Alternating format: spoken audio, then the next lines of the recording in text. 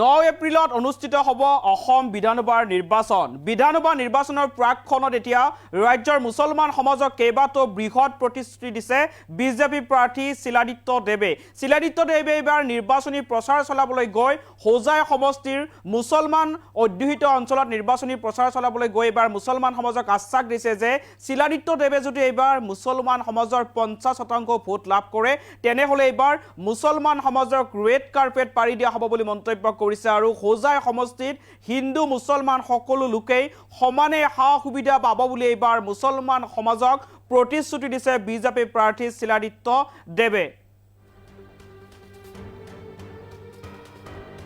মুছলমানৰ বাবে ৰঙা দলিচা পাৰি দিব শিলাদিত্য দেৱে। মুছলমানৰ 50% ভোট পালে পাৰি দিয়া হ'ব ৰেড কাৰ্পেট। মুছলমান অধ্যুষিত এলেকাত নিৰ্বাচনী প্ৰচাৰ সভা বিজেপি প্ৰাৰ্থী শিলাদিত্য দেৱৰ। হোজাইত হিন্দু মুছলমান সকলোৱে একেলগে থাকিব। উন্নয়ন আৰু বিকাশৰ ক্ষেত্ৰত চোৱা নহ'ব কোনো ধৰণৰ ধৰ্ম। হিন্দু মুছলমান সকলোৱে সমান সা সুবিধা পাব হোজাই সমষ্টিত। মুছলমানৰ বাবে ৰঙা দলিচা পাৰি দিব বিজেপি প্ৰাৰ্থী শিলাদিত্য দেৱে। এবাৰ নিৰ্বাচনী প্ৰচাৰ সভা চলাবলৈ গৈ সংখ্যালঘু লোকসকলক প্ৰতিশ্ৰুতি দিছে বিজেপি প্ৰাৰ্থী শিলাদিত্য দেৱে।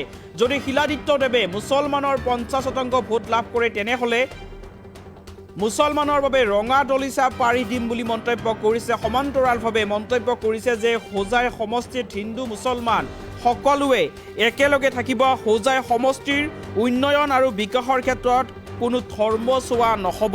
হিন্দু মুছলমান সকলোৱে সমান সা সুবিধা পাব বুলি এবাৰ বিজেপি প্ৰাৰ্থী শিলাদিত্য দেৱে মন্তব্য কৰিছে আৰু নিৰ্বাচনী প্ৰচাৰ সভা চলাবলৈ গৈ এইবাৰ মুছলমান অধ্যুষিত অঞ্চলত কেইবাটাও বৃহৎ প্ৰতিশ্ৰুতি দিছে হোজাইৰ বিজেপিৰ প্ৰাৰ্থীগৰাকীয়ে। শিলাদিত্য দেৱৰ মন্তব্য আছে নিৰ্বাচনী প্ৰচাৰ সভা চলাবলৈ গৈ মুছলমানক কি কি প্ৰতিশ্ৰুতি দিছে মন্তব্য আগবঢ়াইছো। কি কৰে বিজেপির সদস্য, বিজেপির কমিটির সদস্য তারাও ভোট দিচ্ছে, তারাও ভোট দেয় না। এই জন্য একটা কথা মনে রাখবেন, এখন আমাদের দু একজন ভাই বলছে যে 80% ভোট পাইব। 80% ভোট পাইলে তো আমি তো পাগলই দিব না, না দিয়ে না। ইনশাআল্লাহ 100% সারা 80% দিয়ে 80% দিলে আমি পাগল হয়ে যাব। ইনশাআল্লাহ ভাইরা আপনারা 50% দেন, 50% দেন। 50% দিলে এরকম লাল কার্পেট পাঠিয়ে দেবো সব জায়গায়, সব জায়গায় ডেভেলপমেন্ট রকম। গত পরশুদিন জনপ্রিয় নেতা আমাদের সবার মরমের মুখ্যমন্ত্রী ডক্টর হিমন্ত বিশ্ব শর্মা আমাদের রাজাগাঁও অঞ্চলে মিটিং হয়েছিল। উনি প্রতিশ্রুতি দিছে হোজাই সমষ্টির জন্য 10,000 অরুণোদয় দেওয়া হবে। কত? 10,000। যাদের বাকি রয়ে গেছে তাদেরকে আমরা দিব, তাদেরকে আমরা দিব। কিন্তু একটা কথা মনে রাখবো, যেসব বুথে সংখ্যা বেশি হবে ওইখানে আমরা দিব বেশি। আরেকটা কথা, আমাদের আসামে কি হয়েছে এবার? এসআর হয়েছে কিনা? আগামী দিনে এসআইআর হইব। এই জন্য সবাই ভোট কেন্দ্রে যাবেন, ভোট দেবেন, নিজের সাব্যস্তটাকে রাখবেন, ঠিক আছে না? এই কথাগুলো মনে রাখেন। আর আমরা হোজাইতে আমরা সব ঐক্যবদ্ধ হয়ে আসি, এক হয়ে থাকবো। আমাদের নীতি কি?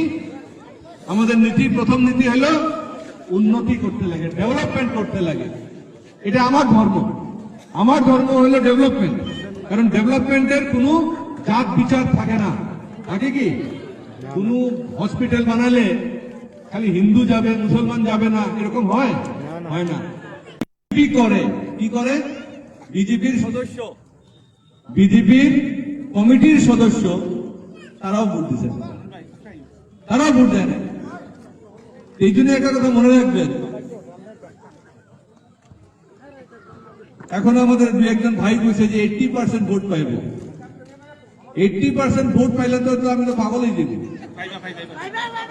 না না দিয়ে না ইনশাআল্লাহ এটা 100% না কোনো দাদা 80% দিয়ে 80% দিলে আমি পাগল হয়ে যাব। ইনশাআল্লাহ ভাইরা আপনারা 50% দেন, 50% দেন।